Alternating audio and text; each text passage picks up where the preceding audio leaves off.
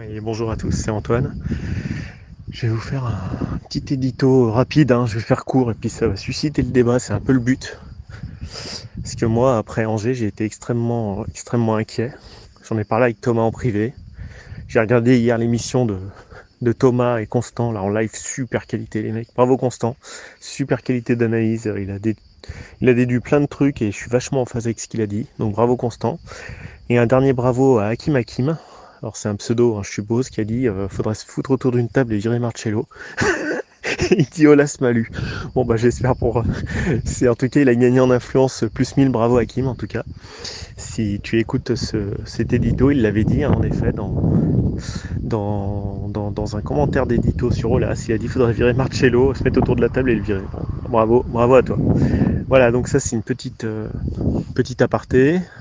Moi, je voudrais réagir quand même. J'avais fait un édito, c'est flou, ça avait beaucoup gueulé dans cet édito.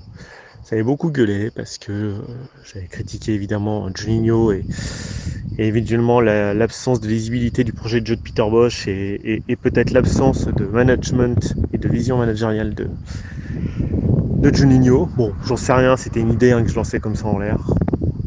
Moi, en tout cas, il y a un truc qui est sûr. Il y a un truc qui est sûr, c'est que je suis extrêmement inquiet du projet. Quand il y a des gars qui sortaient, on va peut-être jouer le maintien cette année, bah, putain, je suis pas loin de le penser, quoi. Je suis pas loin de le penser, quoi. On a quand même un des tauliers de l'équipe qui se barre. Alors il y en a un qui va dire, l'entourage du joueur va dire c'est moi qui pars, le club va dire non, c'est nous qui le virons, c'est faute professionnelle. Le joueur va dire exactement l'inverse, évidemment, pour protéger son image. Peu importe, au final, il part au bout de 2 journées. J'ai jamais vu ça à l'OL. J'ai jamais vu ça. C'est notre leader de défense avec Denayer. Il y a résiliation de contrat au bout de 2 journées. Les gars se prennent la tête. Le coach n'est pas écouté a priori aux entraînements, de ce que disait Thomas. Comme disait Constant, le capitaine, c'est Dubois, parce qu'a priori il serait peut-être en phase avec le N+1, N+2, avec la hiérarchie. Ouais, à un moment donné, vous en souvenez, à Nice on cherchait la taupe, mais moi je me demande, voilà, vous allez me dire, oh là là, qu'est-ce que tu nous sors? Non, moi j'ai une petite thèse comme ça vaut ce que ça vaut. Je suis pas dans le club, mais en tout cas, je pense que Jean-Michel Aulas est assez proche de quelqu'un comme Léo Dubois en termes de valeur, peut-être en termes de personnalité. Il faut savoir quand même qu'il l'aide beaucoup, je l'ai déjà dit, pour monter ses magasins de glace, ses franchises. Donc il lui donne des conseils de gestion et d'affaires. Et c'est vrai qu'il est peut-être pas capitaine par hasard, Léo Dubois. Peut-être, comme disait Constant, que c'est parce qu'il s'entend avec Jean-Michel Aulas. Voilà, et peut-être que Jean-Michel Aulas, moi j'ai une autre thèse, et ça je voulais vous en parler dans l'édito. Après ça fera réagir, c'est bien, c'est pas bien, moi c'est une thèse. J'ai pas dit que c'était la vérité, je dis c'est une thèse, c'est une hypothèse même, voilà. Je pense que vous vous en souvenez de la conférence de presse absolument lunaire qu'on a eue à l'arrivée de Peter Bosz. Bon, le gars déjà, comme dit Thomas, il dit qu'il repart en vacances. Moi ça me choque, ouais je repars en vacances. Bon, quand t'arrives dans un club qui a quand même subi un revers, pour un point on perd la Ligue des Champions, on a un nouvel entraîneur qui arrive, il connaît pas les joueurs, il a pas vu la Ligue 1, voilà ce qu'il nous raconte, et ensuite il dit je repars 3 semaines en vacances. Quand t'es entraîneur, t'as du mal, et Constant aussi le disait hier, et Thomas le disait, et je le dis, voilà. S'il y en a qui sont pas d'accord, ils sont pas d'accord. Et surtout, à la fin de la conférence de presse, je me souviens que Jean-Michel Aulas n'a pas voulu serrer la main de Peter Bosz. Il a dit, moi je fais l'échec. Reprenez l'interview, écoutez ce qu'il a dit. Non, moi je serre pas les mains, je fais l'échec. Il a laissé Juninho serrer la main de Peter Bosz. En entreprise, en code entreprise ou en code affaires, ça veut tout dire. Ça veut dire que Jean-Michel Aulas ne serre pas la main. Ce n'est pas l'homme qu'il a choisi. Il a bien entendu validé le choix avec Vincent Ponceau. C'est clairement l'homme de Juninho, Peter Bosz. Quand c'est Juninho qui serre la main de Peter Bosz, Jean-Michel Aulas est en train de mettre Juninho face à ses responsabilités. Ça, on pourra me prouver tout ce qu'on veut, j'y croirais pas. Là-dessus, non. Après, ça c'est sûr. Donc ça veut dire quoi? Ça veut dire que Jean-Michel Aulas a quand même une confiance assez relative en Peter Bosz.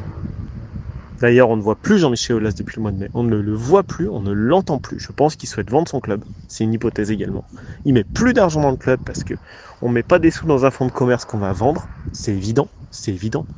On va pas mettre des sommes à fond perdu. On voit tout, Shaqiri, on voit 10 000 joueurs, Kurzawa, se disant. En tout cas, on voit tout, mais on voit rien arriver.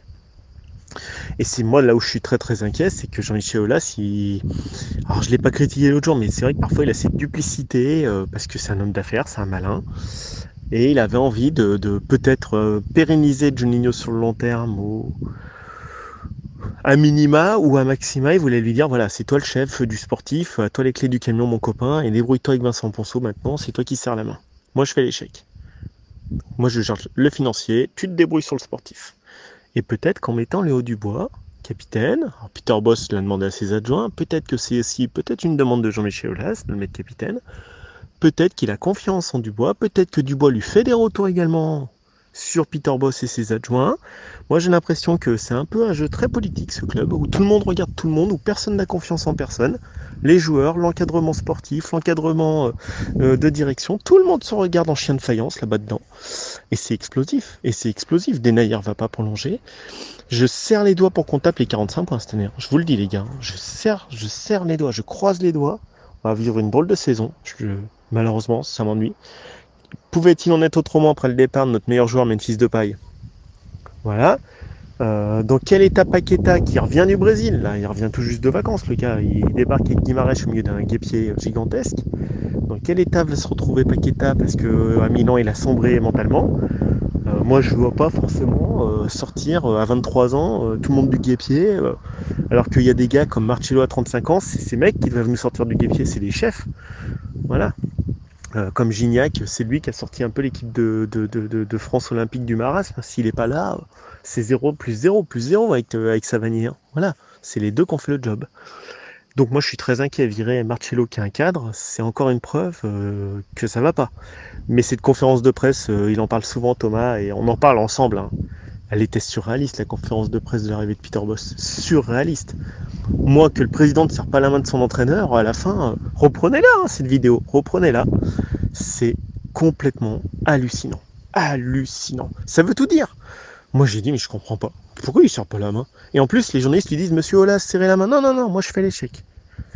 Il n'a pas voulu serrer la main de Peter Bosz. C'est quand même un affront. L'entraîneur, tu vois comme t'es le bienvenu. Ton employeur te serre pas la main. Le message, il est quand même sans aucune ambiguïté, devant les médias. Alors après, peut-être qu'on va me dire, ouais, mais Antoine, il a voulu mettre Juninho en valeur. Ouais, d'accord. Bon, enfin bon, il a quand même pas serré la main de Peter Bosz devant tout le monde. Voilà. Donc Jean-Michel Aulas, tout ce que j'ai dit dans l'édito d'avant, je ne le retire pas. On lui fera sa fête, c'est un grand entraîneur, c'est un gestionnaire, c'est quelqu'un de pugnace, de persévérant, il sent le football, il sent les coups, il a une vision. Après, sur le sportif, là, je suis hyper d'accord avec Teddy. Il y en a un, je sais plus comment il s'appelle, hein, Teddy McNutt.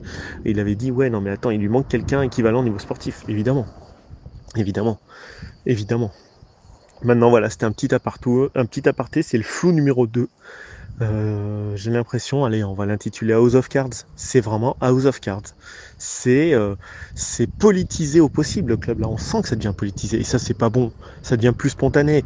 Voilà, t'es plus avec ton collègue en train de lui dire viens boire un café, viens, on va se faire une partie de cartes, viens bouffer chez moi ce soir, enfin un barbecue.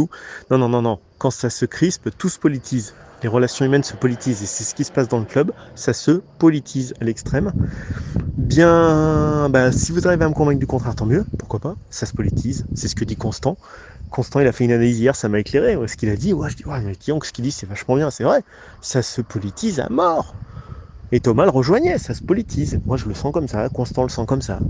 Et Marcelo, ce matin qui part, je me dis, je fais un édito, ça sent la politique, et là, l'agent Marcelo commence à dire non, non, non, non, c'est lui qui part, c'est pas le club. L'équipe te dit c'est suite à l'intervention de Peter Bosz dans le vestiaire qui allait voir Juninho et Ponceau qui ont provoqué une réunion. Donc ça y est, ça se repolitise, chacun donne sa version. Comme Rudy Garcia a donné sa version et Juninho a également donné sa version, Juninho est quelqu'un de très politique aussi. Il est peut-être très compétent, mais il met beaucoup de politique parce que je pense que c'est pas simple de communiquer avec lui, même s'il est compétent. Et ça se politise beaucoup. Et puis surtout l'absence du chef en haut. Pourquoi il est absent quoi. Il est où Jean-Michel Aulas? Pitié, reviens Jean-Michel. Reviens Jean-Mich. On a besoin de toi. Voilà, je termine ça. À vos avis les gars. Et je vous embrasse tous. Passez une belle journée d'été encore. Désolé s'il y a un tout petit peu de vent, je tiens à le préciser à l'avance. Et allez l'OL, on croise les doigts. On espère se maintenir à flot malgré la saison qui s'annonce bien compliquée. Allez, ciao ciao.